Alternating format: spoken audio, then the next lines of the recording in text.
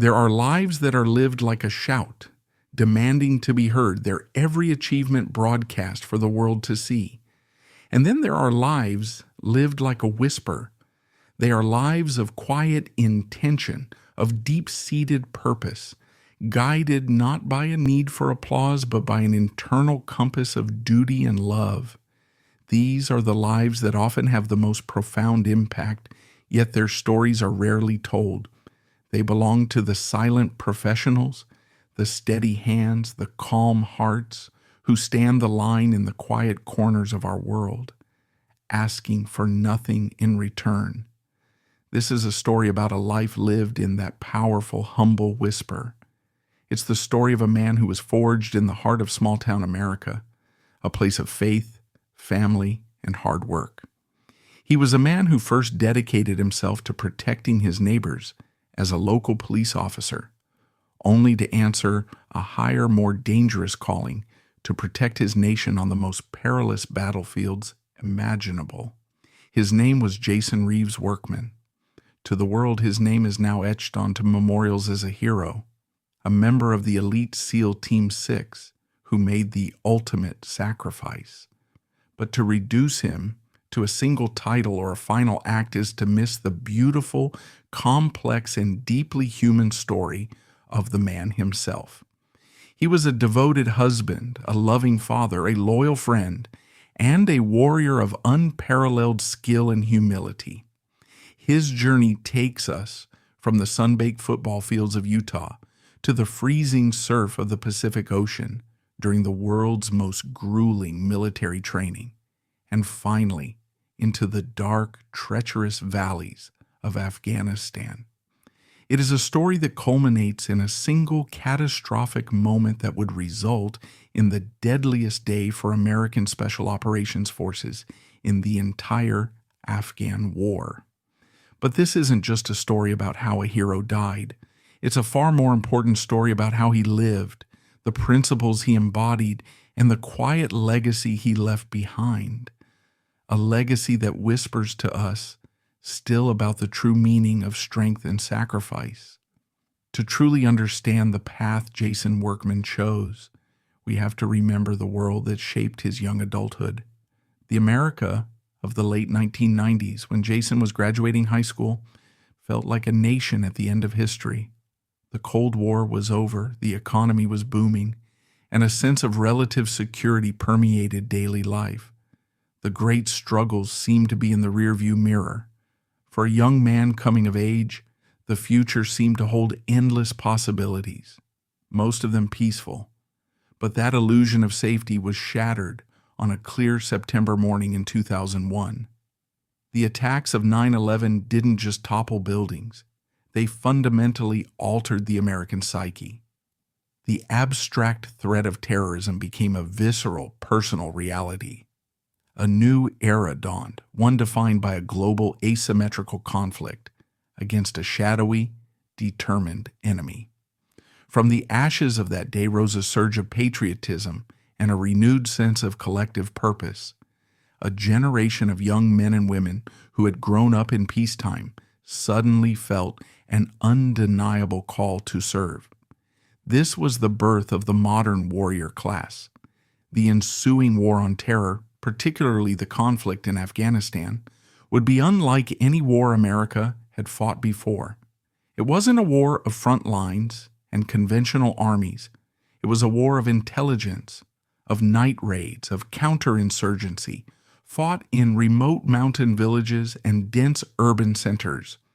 In this new kind of warfare, the burden fell disproportionately on the shoulders of Special Operations Forces, the Green Berets, the Army Rangers, and, at the very tip of the spear, the Navy SEALs. By the summer of 2011, the war in Afghanistan had been grinding on for nearly a decade.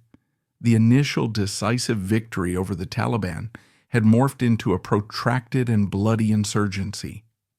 The operational tempo for elite units like the Naval Special Warfare Development Group, or DevGRU, was relentless. They were the nation's 911 force, constantly deployed, hunting high-value targets in the dead of night. The physical and psychological toll on these operators and their families was immense. It was a world of extreme stress, constant danger, and quiet, unseen sacrifice.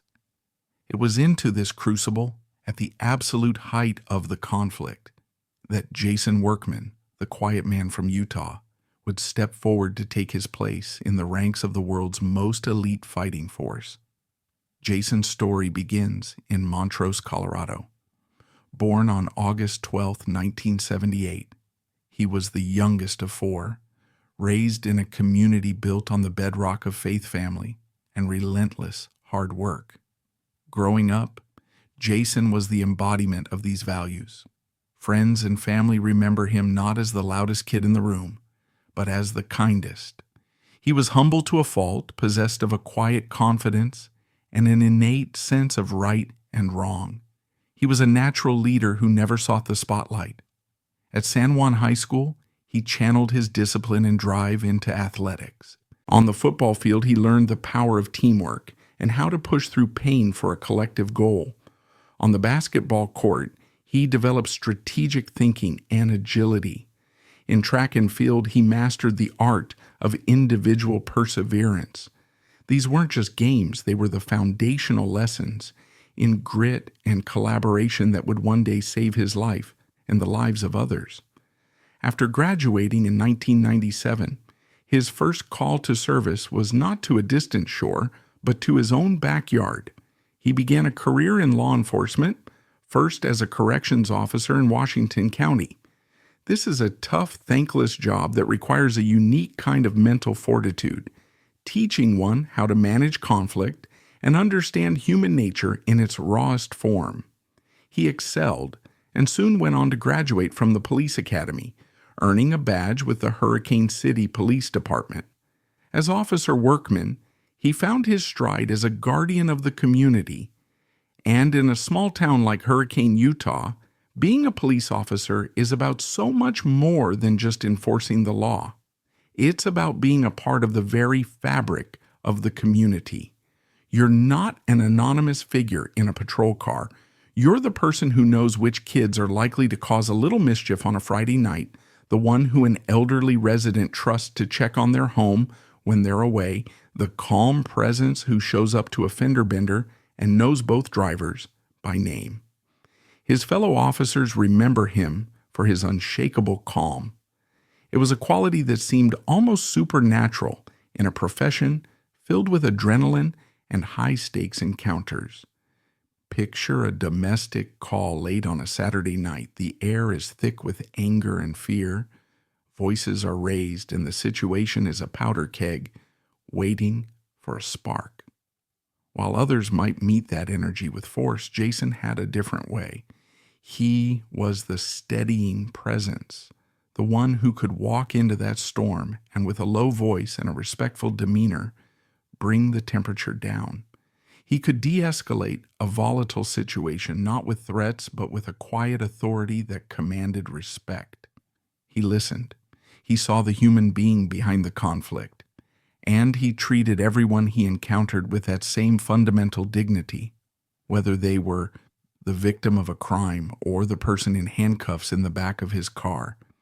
He understood that his badge was a symbol of public trust, a responsibility he carried with profound seriousness. By every measure, he was a model police officer, brave, professional, and deeply committed. He had built a good life, earned a respected career, and was surrounded by the love of his community. He had, in essence, achieved the American dream in his own small corner of the world. But for some, the horizon always calls. It's a quiet, persistent whisper that doesn't fade with comfort or success. Despite all he had achieved, Jason harbored a deeper ambition. It wasn't born of dissatisfaction. It was born of a feeling that he had another gear, a higher capacity for service that his current life, as fulfilling as it was, could not unlock. The events of September 11th had shaken the nation, and for a man with his protective instincts, the call to serve on a global stage became an undeniable pull. The dream of becoming a U.S. Navy SEAL, a member of the most revered and mysterious special operations force in the world, began to take hold. This is a dream unlike any other. It's not about fame. SEALs operate in the shadows. It's not about money. It's about a relentless internal drive to test oneself against the absolute limits of human endurance and to stand shoulder to shoulder with a select few who share that same unbreakable spirit.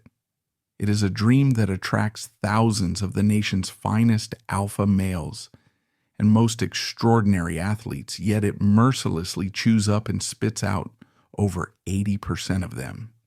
It is a path reserved for the truly indomitable, for those whose mental fortitude is even stronger than their physical prowess. To even consider it meant being willing to sacrifice everything: comfort, security, and the life he had so carefully built. In February 2003, Jason Workman made the momentous decision to leave the life he knew. He resigned from the police force and said his goodbyes, the most difficult of which were surely to his family, who had to reconcile their pride in his ambition with their fear for his safety. He then walked into the sterile, impersonal environment of a Navy recruiting office. In that moment, he ceased to be Officer Workman, a respected figure in his town. He became just another applicant, a name on a form, willingly trading a life of known certainties for a future of extreme and unknown challenges, driven by a quiet call to serve that only he could truly hear. His journey into the shadows began on the beaches of Coronado, California, at Basic Underwater Demolition/SEAL Training, BUD/S. It is impossible to overstate the difficulty of this 6-month ordeal. It is a scientifically designed system for finding the absolute limit of a man's physical and mental endurance, and then systematically pushing him beyond it. It is a world of hypothermia, sleep deprivation, constant physical harassment, and psychological torment. It is designed to make you quit. The centerpiece of BUD-S is Hell Week, 5.5 days of nonstop training, where candidates run, swim, paddle, and carry heavy logs and boats, all on less than 4 hours of total sleep. Men suffer from hallucinations, pneumonia, and injuries that would sideline a normal person for weeks. It is here that the core ethos of the SEAL teams is forged. You are nothing alone. You survive only as a team. The quiet kid from Utah, whose character was built on teamwork and perseverance, endured. He never quit. On April 22, 2005, Jason Workman stood proudly with the survivors of Class 254 as a Navy SEAL trident was pinned to his chest. His first assignment was to SEAL Team 2 in Little Creek, Virginia. For a newly minted SEAL, this is where the real education begins. BUD-S teaches you how to survive, but it's at your first team that you learn how to fight. This is where the fire hose of information truly opens up, transitioning a resilient trainee into a lethal operator. He plunged into the intricate arts of combat diving in murky, zero-visibility waters, mastered the precise science of demolitions, and drilled endlessly on the ballet of violence that is close quarters combat. He learned the subtle and complex skills of unconventional warfare, how to operate in foreign lands, advise allied forces, and exist in the gray areas where conventional armies cannot go. He deployed, he trained, and then he trained some more. The cycle was relentless. And in this environment, surrounded by some of the most confident and capable men on the planet, he built a reputation among his peers not with grand stories or boasts, but with his actions. He was the consummate, quiet professional. In a world where a man's worth is measured by his reliability under pressure, Jason was solid oak. He was the man who showed up first to prep the gear and the last to leave after ensuring every weapon was clean, every piece of equipment accounted for. He never complained about a cold night, a miserable training evolution, or a last-minute change of plans. His actions spoke with a deafening clarity, and his performance was always meticulous. He didn't need to tell you he was good. He simply was. Yet even within this elite brotherhood of warriors, there exists another higher tier. A unit so secret that for years, the U.S. government did not officially acknowledge its existence, referring to it only as a Special Mission Unit. The Naval Special Warfare Development Group, universally known in the shadows as DevGRU, or the legendary SEAL Team 6. This is not just another SEAL team. It is a national asset, the President's own scalpel for the most critical and dangerous counterterrorism missions on Earth. The operators of DevGRU are not selected for being the strongest or the fastest. They are handpicked from the existing SEAL teams for their maturity, their intelligence, and their almost supernatural ability to think clearly in the midst of utter chaos. The selection process, a grueling 6-month crucible known as Green Team, is designed to break a man mentally, not just physically. It weeds out even seasoned, combat-hardened SEALs who are tactical masters but lack that extra dimension. Green Team tests not just your shooting skills, but your ability to solve complex, no-win problems while sleep-deprived and under extreme psychological stress. It's about assessing character. Can you remain humble? Can you take criticism? Can you lead? And can you follow? Are you the kind of man your teammates can trust with their lives when everything has gone wrong? Jason Workman was selected. He endured the ordeal, passed Green Team, and was assigned to Gold Squadron, one of DevGRU's 4 elite assault squadrons. For a warrior, this was the absolute zenith of the special warfare world. It was like a gifted, small-town baseball player finally putting on the pinstripes of the New York Yankees. He was now standing shoulder to shoulder with the quiet legends of the community, the men whose exploits would never be told, but whose actions shaped history. For the humble, unassuming man from Blanding, Utah, it was a phenomenal achievement, a quiet testament to a will of iron that had been forged in the red rocks of his home and tempered in the cold waters of Coronado. Yet, the fearsome operator who could plan and execute the most complex military missions was, at his core, a gentle and devoted family man. The most important mission in his life, the one that gave all the others meaning, was his family, his wife January, and their son Jax. The moment he walked through his front door, the armor of the warrior was methodically unstrapped and left outside. The hypervigilance, the tactical mindset, the weight of the secrets he carried, all of it was shed so that he could be present. He was simply a husband and a father. This duality is one of the most difficult and least understood aspects of life in special operations.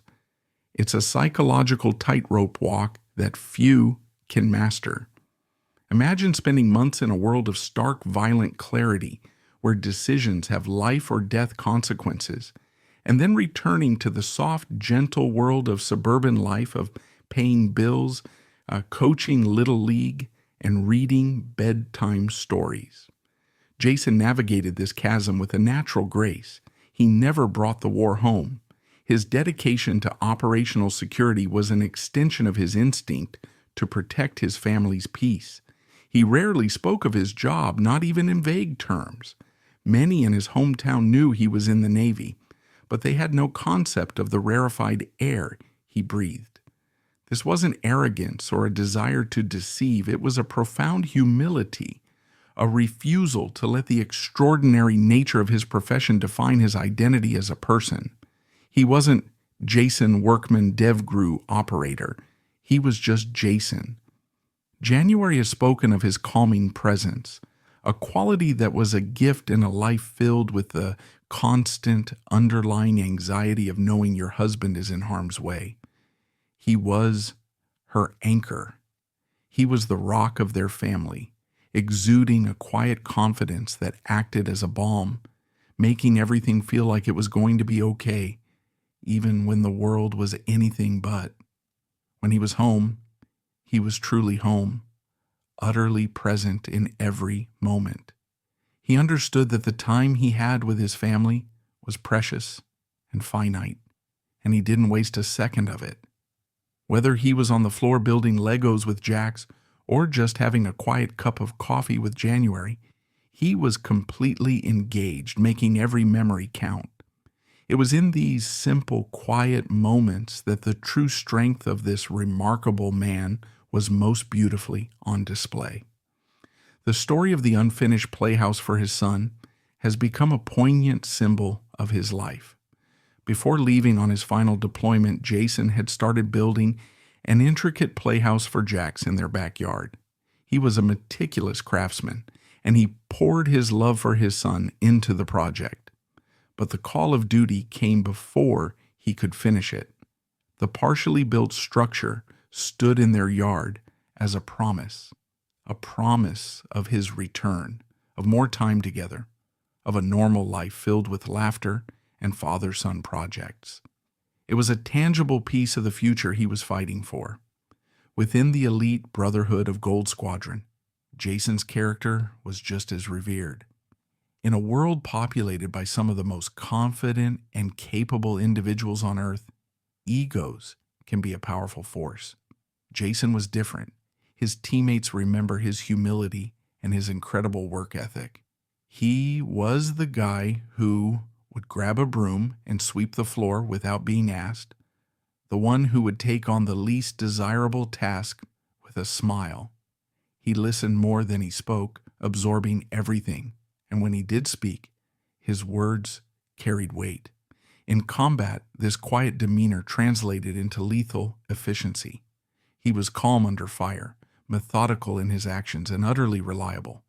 The trust between operators on a DevGru assault team is absolute. It has to be. Each man's life is in the hands of the others.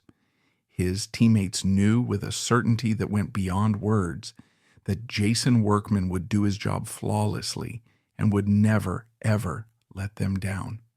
In the summer of 2011, Jason was in Afghanistan on his first combat deployment with Gold Squadron. He was at the peak of his abilities, performing at the highest level in the most demanding environment on Earth. The deployment had been a success, and it was drawing to a close. His thoughts were turning towards home, towards January and Jax, towards finishing that playhouse. He was just 5 days shy of his 32nd birthday. He was coming home. The mission that unfolded on the night of August 6, 2011, has since become one of the most scrutinized and debated events of the Afghan war. The official record tells one story, while many of the families of the fallen and independent investigators point to a series of troubling questions that remain unanswered. The setting was the Tangi Valley in Wardak province, a known Taliban stronghold and a notoriously dangerous place for coalition forces. That night, a team of U.S. Army Rangers was conducting a raid to capture or kill a senior Taliban leader. They soon found themselves in a protracted, intense firefight with a significant number of enemy insurgents. As the battle raged, some of the enemy fighters began to break contact and escape. The Rangers on the ground made a call for a quick reaction force, QRF, to be inserted to cut off the enemy's escape route and reinforce their position. The QRF mission was assigned to a team from DevGru's Gold Squadron, Jason Workman among them. They were joined by other Naval Special Warfare Support personnel, Air Force Special Operators, and a team of Afghan commandos they were mentoring. They boarded a CH-47 Chinook helicopter, a large workhorse transport aircraft with the call sign Extortion 17. In total, there were 38 men and one military working dog, Bart, on that aircraft. Here is where the first layer of controversy begins. DevGru operators almost exclusively used highly modified, state-of-the-art helicopters for their insertions, typically MH-47s and MH-60s flown by the elite 160th Special Operations Aviation Regiment, the Night Stalkers. These aircraft are equipped with advanced sensors, defensive countermeasures, and are flown by the best pilots in the world. The CH-47 that night was a conventional Army helicopter.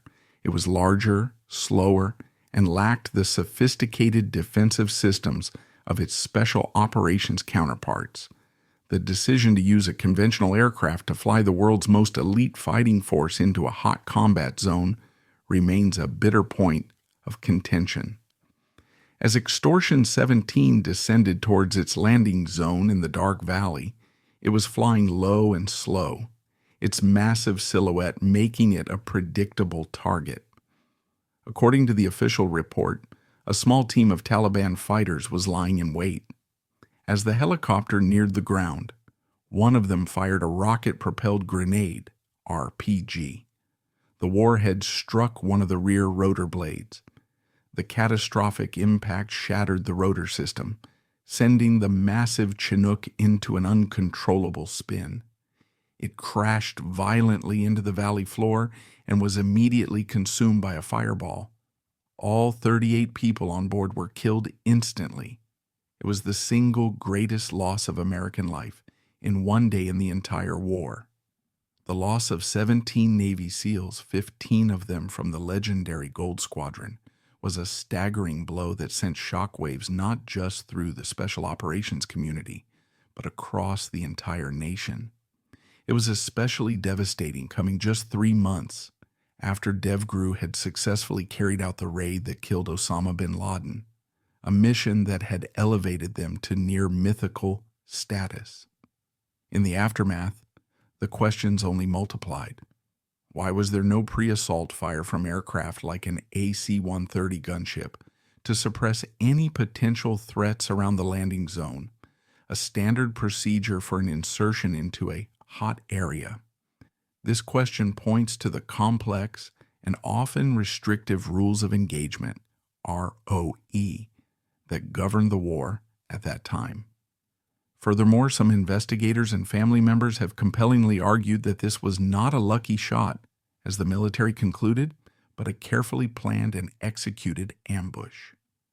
Evidence suggests that the Taliban, possibly seeking revenge for the bin Laden raid, may have deliberately drawn the Rangers into a fight to lure in a high-value QRF.